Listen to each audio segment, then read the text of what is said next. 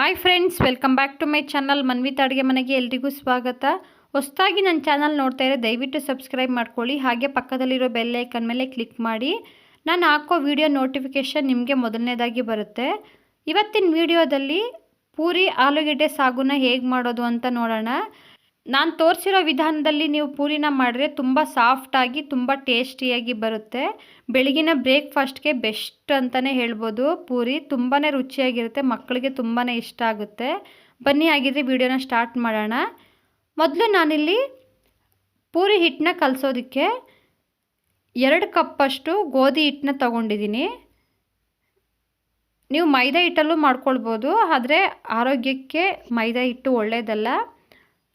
ನಾನಿಲ್ಲಿ ಗೋಧಿ ಹಿಟ್ಟನ್ನ ಬಳಸ್ಕೊಳ್ತಾ ಇದ್ದೀನಿ. ರುಚಿಗೆ ತಕ್ಕಷ್ಟು ಉಪ್ಪು, ಅರ್ಧ ಟೀ ಸ್ಪೂನು ಸಕ್ಕರೆನ ಹಾಕ್ಕೊಂಡಿದ್ದೀನಿ. ಸಕ್ಕರೆ ಹಾಕ್ಕೊಳ್ಳೋದ್ರಿಂದ ಪೂರಿ ಕಲರ್ ತುಂಬ ಚೆನ್ನಾಗಿ ಬರುತ್ತೆ. 2 ಸ್ಪೂನು ಚಿರೋಟಿ ರವೆನ ಅರ್ಧ ಅವರ್ ಮುಂಚೆನೇ ನೆನೆಸಿಟ್ಕೊಂಡಿದ್ದೆ, ಅದನ್ನು ಇವಾಗ ಹಾಕ್ಕೊಳ್ತಾ ಇದ್ದೀನಿ. ಚಿರೋಟಿ ರವೆ ಹಾಕ್ಕೊಳ್ಳೋದ್ರಿಂದ ತುಂಬ ಕ್ರಿಸ್ಪಿಯಾಗಿ ಬರುತ್ತೆ ಪೂರಿ, ಟೇಸ್ಟು ತುಂಬ ಚೆನ್ನಾಗಿರುತ್ತೆ. ಇವಾಗ ಇದನ್ನು ಎಲ್ಲನೂ ಚೆನ್ನಾಗಿ ಮಿಕ್ಸ್ ಮಾಡಿಕೊಂಡು ಕಲಿಸ್ಕೊಳ್ಬೇಕು. ಒಂದೇ ಸಲ ನೀರನ್ನ ಸೇರಿಸ್ಕೊಳ್ಬೇಡಿ, ಸ್ವಲ್ಪ ಸ್ವಲ್ಪ ನೀರನ್ನ ಹಾಕ್ಕೊಂಡು ಕಲಿಸ್ಕೊಳ್ಬೇಕು. ನೋಡಿ, ಕೈಗೆ ಅಂಟಬಾರ್ದು, ಅದಕ್ಕೆ ಹಿಟ್ಟನ್ನ ಕಲಿಸ್ಕೊಳ್ಬೇಕು. ತುಂಬ ತೆಳುವಾಗೂ ಬೇಡ, ತುಂಬ ಗಟ್ಟಿಯಾಗೂ ಬೇಡ. ನೋಡಿ, ಅದಕ್ಕೆ ಕಲಿಸ್ಕೊಳ್ಬೇಕು. ಅದಕ್ಕೆ ಕಲಿಸ್ಕೊಂಡ್ರೆ ಪರ್ಫೆಕ್ಟಾಗಿ ಬರುತ್ತೆ. ಇವಾಗ 1 ಸ್ಪೂನ್ ಎಣ್ಣೆನ ಮೇಲ್ಗಡೆ ಹಾಕಿ ಒಂದು ಬಟ್ಲನ್ನ ಮುಚ್ಚಿ 1 ಅವರ್ ಬಿಟ್ಟಿದ್ದೀನಿ. ಟೈಮ್ ಇದ್ದರೆ ನೀವು 2 ಅವರ್ಸ್ ಹಾಗೆ ಬಿಡ್ಬೋದು. ಅಷ್ಟರಲ್ಲಿ ಆಲೂಗೆಡ್ಡೆ ಸಾಗು ಮಾಡೋದಕ್ಕೆ ಒಂದು ಪ್ಯಾನ್ಗೆ 2 ಟೇಬಲ್ ಸ್ಪೂನ್ ಎಣ್ಣೆ ಹಾಕ್ಕೊಂಡಿದ್ದೀನಿ.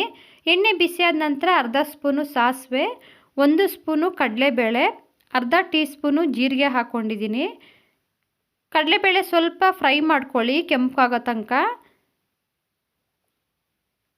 3 ಹಸಿಮೆಣ್ಸಿಕಾಯಿನ ಸ್ಲೈಸಾಗಿ ಕಟ್ ಮಾಡಿ ಹಾಕ್ಕೊಂಡಿದ್ದೀನಿ. ಸ್ವಲ್ಪ ಕರಿಬೇವಿನ ಎಲೆಗಳನ್ನ ಹಾಕ್ಕೊಂಡಿದ್ದೀನಿ.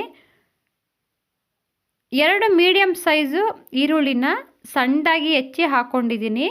ನೀವು ಉದ್ದುದ್ದಕ್ಕಾದರೂ ಹೆಚ್ಚಿ ಹಾಕ್ಕೊಳ್ಬೋದು, ಅಥವಾ ಈ ರೀತಿ ಸಣ್ಣದಾಗಾದರೂ ಹೆಚ್ಚಿ ಹಾಕ್ಕೊಳ್ಬೋದು. ಈರುಳ್ಳಿ ಸ್ವಲ್ಪ ಟ್ರಾನ್ಸ್ಪರೆಂಟ್ ಆಗೋ ತನಕ ಫ್ರೈ ಮಾಡ್ಕೊಳ್ಳಿ.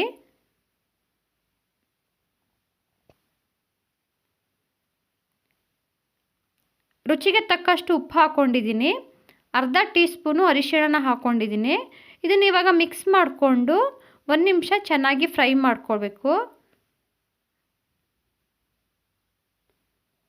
ತುಂಬ ಕೆಂಪಾಗೋ ತನಕ ಈರುಳ್ಳಿನ ಫ್ರೈ ಮಾಡೋದೇನು ಬೇಡ. ನೋಡಿ, ಇಷ್ಟು ಕ್ರಿಸ್ಪಿ ಥರ ಆದರೆ ಸಾಕು.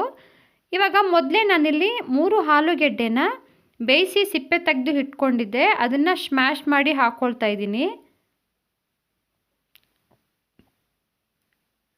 ಚೆನ್ನಾಗಿ ಒಂದ್ಸಲ ಎಲ್ಲನೂ ಮಿಕ್ಸ್ ಮಾಡ್ಕೊಳ್ಬೇಕು. ನೀವು ಪಲ್ಯ ರೀತಿ ಮಾಡ್ಕೊಳ್ಳೋದಾದರೆ ಇಷ್ಟಕ್ಕೆ ಸಾಕು, ಇದಕ್ಕೇನು ಮಿಕ್ಸ್ ಮಾಡೋದು ಬೇಡ. ನಾನಿಲ್ಲಿ ಸಾಗು ಟೈಪಲ್ಲಿ ಮಾಡ್ತಿರೋದ್ರಿಂದ ಒಂದು ಸೀಕ್ರೆಟ್ ಇಂಗ್ರೀಡಿಯೆಂಟ್ಸ್ನ ಹಾಕ್ತಾಯಿದ್ದೀನಿ. ಅದೇನೆಂದರೆ 1 ಟೇಬಲ್ ಸ್ಪೂನು ಕಡಲೆ ಹಿಟ್ಟನ್ನ ತೊಗೊಂಡಿದ್ದೀನಿ.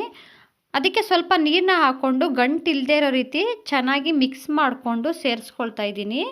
ಅದ್ರ ಜೊತೆನೇ ಒಂದು ಅರ್ಧ ಗ್ಲಾಸಷ್ಟು ನೀರನ್ನ ಸೇರಿಸ್ಕೊಂಡು ಚೆನ್ನಾಗಿ ಮಿಕ್ಸ್ ಮಾಡಿಕೊಂಡು 1 ನಿಮಿಷ ಕುದಿಸ್ಕೊಂಡಿದ್ದೀನಿ. ಕಡಲೆ ಹಿಟ್ಟನ್ನ ಹಾಕ್ಕೊಳ್ಳೋದ್ರಿಂದ ಬೈಂಡಿಂಗ್ ತುಂಬ ಚೆನ್ನಾಗಿ ಬರುತ್ತೆ, ಹಾಗೆ ಟೇಸ್ಟು ತುಂಬ ಚೆನ್ನಾಗಿರುತ್ತೆ.